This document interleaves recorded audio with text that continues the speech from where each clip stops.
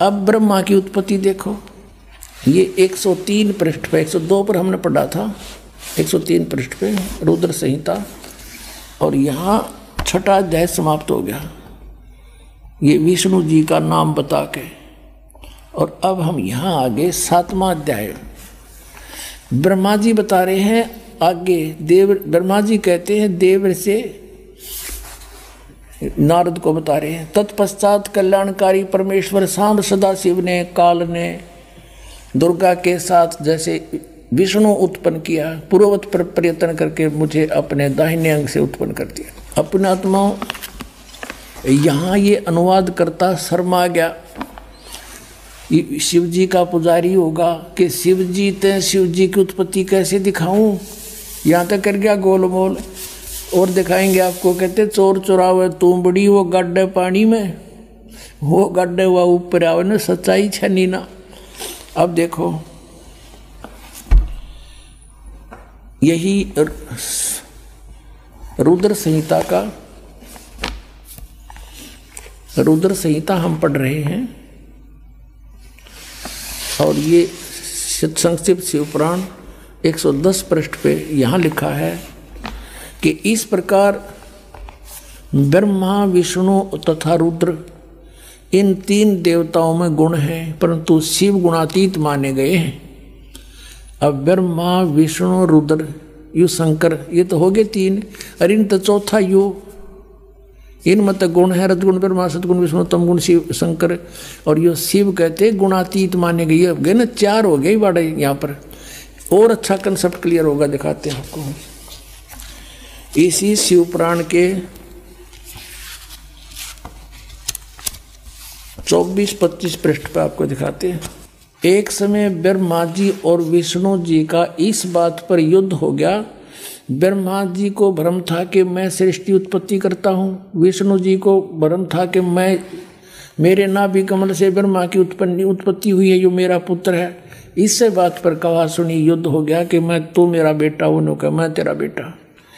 उसके उस समय इस काल भगवान इनके पिता ने इनके बीच में एक शिवलिंग खड़ा कर दिया, तेजों में स्वतंभ। तो ये युद्ध छोड़ के उसके और छोड़ जानने लगे।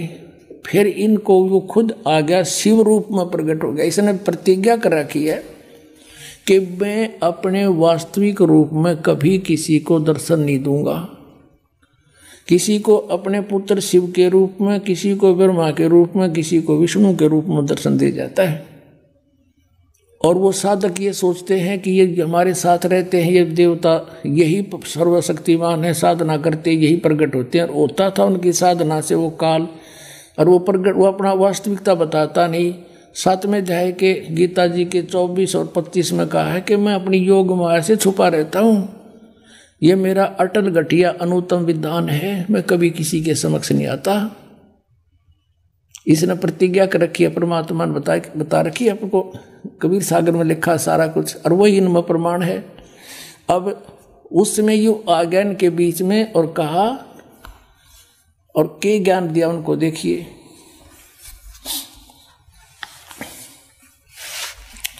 ये है विद्वेश्वर संहिता संक्षिप्त शिवपुराण पृष्ठ 24 पे। ये है वो शिवलिंग, यानी सतम, तेजों में सतम ब्रह्मा और विष्णु के बीच में खड़ा कर दिया।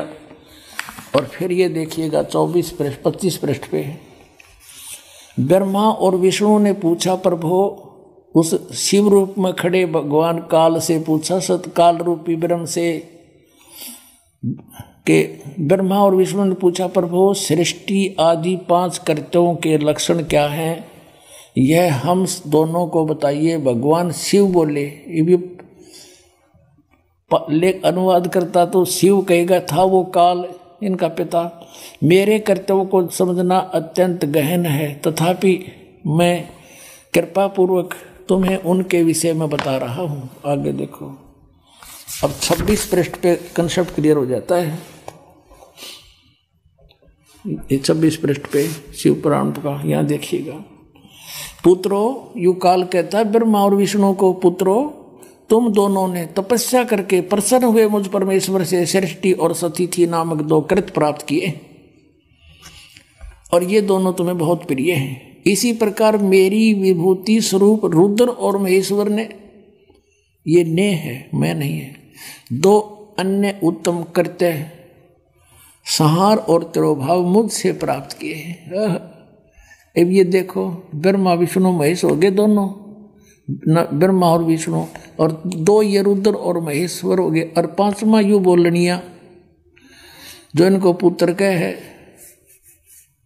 और परंतु अनुग्रह करते दूसरा कोई नहीं पा सकता। अनुग्रह यानी कृपा नहीं कर सकते तुम, कोई भी नहीं कर सकता, जो जैसा करेगा उसा भरना पड़ेगा। अब यहाँ फिर क्लियर हो जाता है कि ये काल है, ब्रह्म है, जिसने गीता बोली थी। इसी शिवपुराण के 26 पृष्ठ पे रुद्र संहिता के यहाँ देखना, पुण्यात्माओं कमाल कर रखा है। ये कहता कि मैंने पूर्व काल में अपने स्वरूप भूत मंत्र का उपदेश किया है, जो ओंकार के रूप में प्रसिद्ध है। वह मंगलकारी मंत्र है। सबसे पहले मेरे मुख से ओंकार ओम प्रकट हुआ, जो मेरे स्वरूप का बोध कराने वाला है। ओंकार वाचक है, मैं वाच्य हूँ, ये मंत्र मेरा स्वरूप ही है। प्रतिदिन ओंकार का निरंतर स्मरण करने से मेरा ही सदा स्मरण होता है, काल का सिमरण होता है। मेरे उत्तरवर्ती मुख से अकार, पश्चिम मुख से उकार, दक्षिण मुख से मकार, पूर्ववर्ती मुख से बिंदु और मध्यवर्ती मुख से नाद का प्राकट्य हुआ है। इस प्रकार 5 अवयवों से, 5 इन अंगों से युक्त ओंकार का विस्तार हुआ है। इन सभी अवयवों से एकीभूत होकर प्रणव ओम नामक एक अक्षर हो गया। हाय हाय। गीता जी अध्याय नंबर 8 के श्लोक नंबर 13 में कहता, गीता ज्ञान दाता ये काल रूपी ब्रह्म के ओम इति एकाक्षरम ब्रह्म व्यवहारण मामनुसमरण यह प्रयाति तदन देहम स याति परमाम गतिम। इससे सिद्ध है कि जो ब्रह्मा विष्णु महेश का पिता है वो गीता को बोल रहा है, और उसका ये ओम एक अक्षर है।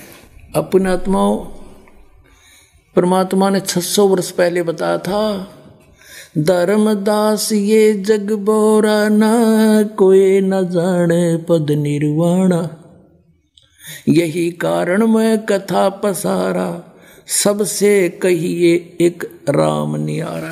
अब अपनी महिमा आप ही बता रहे हैं। अब मैं तुमसे कहूँ चताई, तेरे देव की उत्पत्ति भाई,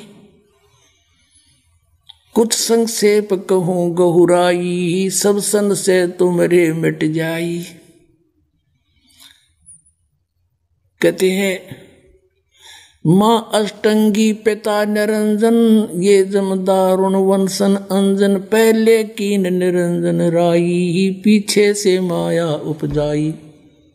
माया रूप देख अति शोभा, देव निरंजन तन मन लोभा। निरंजन कीने भोग विलासा, माया को रही तब आशा। 3 पुत्र अष्टंगी जाए, ब्रह्मा विष्णु शिव नाम धराए। अपने आत्माओं, इब तो परमात्मा सामने आकर खड़ा हो गया कि आई एम गॉड। कबीर साहब कहते हैं आई एम गॉड। और बालक तो बालक अंधे से अंधा इन वचनों को सुनकर समझ सकता है कि हु इज गॉड।